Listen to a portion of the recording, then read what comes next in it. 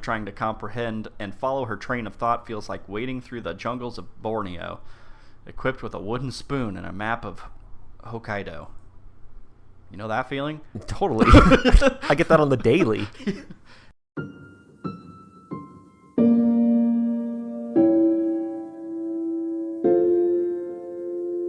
Welcome back to Katawa. That's the show that you're playing and watching. That's the game we're playing. The show is Bookend Gaming. Right. I'm speaking words like Rin. And you're Eric and I'm Travis. Yeah. I guess I'll just do it all. Thank you. Yep. Moving on. So you're saying your artwork should be completely without labels. I think that's what I'm saying. That's stupid. Say lets out a dry laugh, the kind old ladies who smoke too much always seem to end up with. Let's hope your art will never end up in a museum. The curators would explode. She needs a raspier voice. Yeah. She takes a contemplative puff of her cigarette, which has worn down not much more than the butt. Then she drops it into the ashtray affixed to the wall next to the door. Give her the old lady cough voice. How's it going there, kid? Yeah. Then again, it could work. Like those ladies from The Simpsons. Yeah. What do you mean? Marge's sisters. Yeah, I was going to say, I thought it was her sisters. This namelessness, this rejection of labels, it works. It's a good unifying theme. Called it. And something people can grasp onto easily. Allows for a lot of room for interpretation. It gives a good impression. Think about it. All sorts of associations can be made, starting from identity and self-definition, all the way to whatever you want to think about. Yeah, that's what we were going for, obviously. We could call your exhibition Nameless. No, that's a name. Build it on that theme. How does that sound? Are you not listening? I mean, I just like to draw faces, like weird, messed up faces. Rin thinks about this for a while. Yeah, the origin of memes. That's I'm not sure how Sei managed to get so fired up by Rin's reluctance to apply names to her works. Feels like she might be extrapolating too much, but it's a pretty impressive sounding idea. I don't think it's a bad idea. For what it's worth, I have to say it sounds pretty good to me too. I want to chime in. No one cares what you think. I'm here too. Sei reaches into her pocket for another cigarette, lighting it with a neon green butane lighter. Those descriptors are not necessary. We needed to know the color of her lighter, alright? Oh, okay. If I didn't know, I'd be wondering for the rest of the night. Is it red? Oh, that's right. It's ultramarine. Her forehead wrinkles and she rubs it as she appears to furiously think more on this idea. She doesn't say a word for a little bit, but every now and then she takes a sharp drag from the cigarette. Yes, I think this would work out pretty nicely. I'm going to take this as the starting point and work from there. I'm going to work on this. You go back upstairs and try to find your missing ingredient. Is it oranges? It's penis. I'm sure it'll come to you sooner or later. Wink, wink. It sure will. Rin doesn't reply, so Sei takes one last long pull from her cigarette and drops it in the tray to join with others of its kind. Oh my god, she knocked that cigarette out in like two drags. She just started. Geez. The gallery owner turns to head back inside, but is stopped by Rin just as she reaches for the door handle. Sei? What is it, kitten? Can I have some cigarettes? Oh. She looks at Rin incredulously, clearly not having expected such a direct request. Not that I did either. Don't tell your teacher, and don't burn your feet. Yeah, right?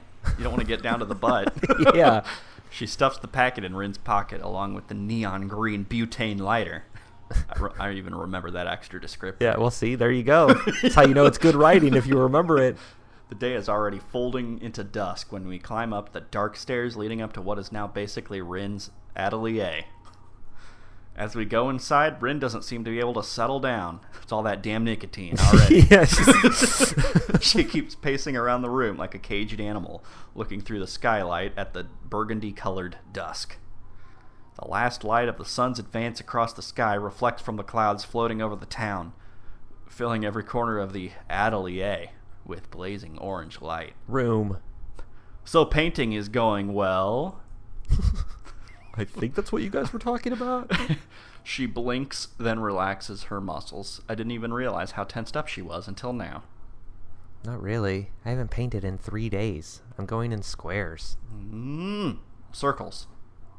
If you say so. I tried doing things a bit differently, but it doesn't work. And now the old way doesn't work either. I need something more. It's not enough like this. Rin's response gives me pause, since as usual I can't exactly understand what she means. Although really I shouldn't have expected anything else. She either says nothing at all or too much. Shut up!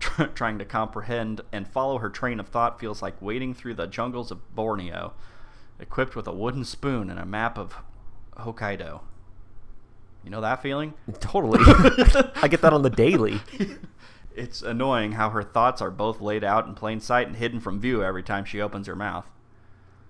What more? You said that to say as well. A missing ingredient? I think I have to destroy myself. Oh, God.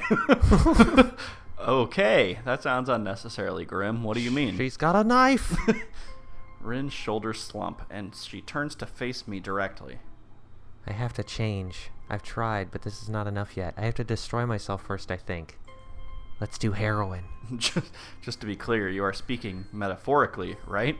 Like learning to paint from scratch again, or whatever, so to speak? She shrugs her shoulders as if there's no difference. There is no difference. Called it! So you are going to start by smoking a cigarette for inspiration? Maybe. I've never tried this before, have you? No, can't say I have. Still, I'm not really sure if having a smoke is the best starting point. She responds to my words with another nonchalant shrug. I open the cigarette pack and look inside. It's almost full. Jesus, she gave you an almost full cigarette pack? I guess. That's nice of her. Smoking is bad for you, but really? That's the idea here, I guess. This is really stupid, Rin. Yes, I need to do something. I want to paint. I need something more. I brought you oranges. Isn't that enough? So, okay, fine. What's after smoking a cigarette, then? How do you intend to destroy yourself? Rin thinks for a split second, averting her gaze like she does when she doesn't want to get distracted. I don't know yet. I'll decide later. Rin bends down to pick out a cigarette from the end. She raises her head with one between her lips and turns to me, eyebrows curved in 2 arcs, challenging me to respond. Do you see what I'm doing? Light me up, baby. With a sigh of resignation, I pick up the lighter and raise it to meet the cigarette. I can feel Rin's warm breath against my quivering hand. The flame flickers to life on the third strike of the flint. I try to aim the dancing fire at the end of the cigarette. An amber-colored glow spreads into the wrapping paper and tobacco as Rin inhales the first smoke. Seems to relax her significantly. To my surprise, she doesn't cough, despite telling me that she's a first-timer. She lied. Rin seems to remember that it's hard to blow the smoke out without spitting the cigarette out as well. She's going to set it on fire. Yeah, I was going to say, like, if you're a first-time smoker, leaving it on your lips the whole time, you're going to, like, burn your eyes and shit. She quickly sets down on the floor, bringing her foot to her lips like a circus contortionist, and expertly picks the filter between 2 toes. I get down on the floor as well, and we both lie down almost simultaneously while Rin blows a steady stream of smoke towards the dim sky beyond the glass of the skylight, looking after it thoughtfully. Man, she looks so cool now. What the heck?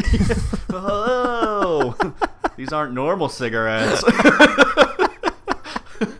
The thin haze of steely blue smoke slithers towards the ceiling in fish-like movements.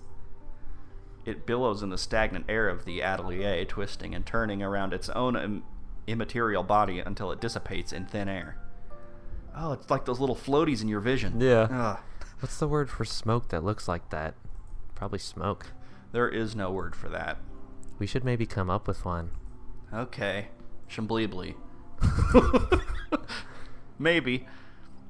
Rin takes another quick experimental drag. It's not very tasty. Feels like inhaling the dust line on top of a forgotten book about the memories of a dead kingdom. Sounds awesome. That's specific. Do you want to try? My hesitation unintentionally surfaces again, making me freeze in the face of a rather trivial and commonplace challenge. Probably shouldn't if you got heart problems. No, probably not. Rin's ability to take everything so coolly is something I'm a bit jealous of. She's so cool now. She's out of my league. All right.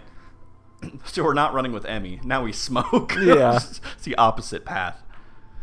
Taking it from her, I have a drag on it, fighting against the sudden choking feeling in my lungs as they fill with smoke.